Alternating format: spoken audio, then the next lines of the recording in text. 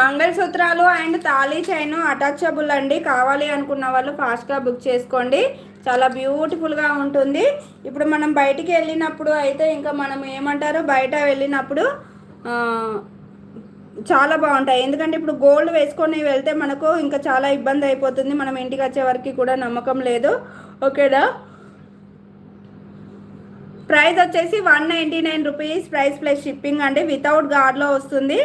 మంగళసూత్రాలు and మీకు పగడము and gold ball and black beads వస్తాయి. కట్టు తీగ మేకింగ్లో వస్తుంది, రాగి తీగలో.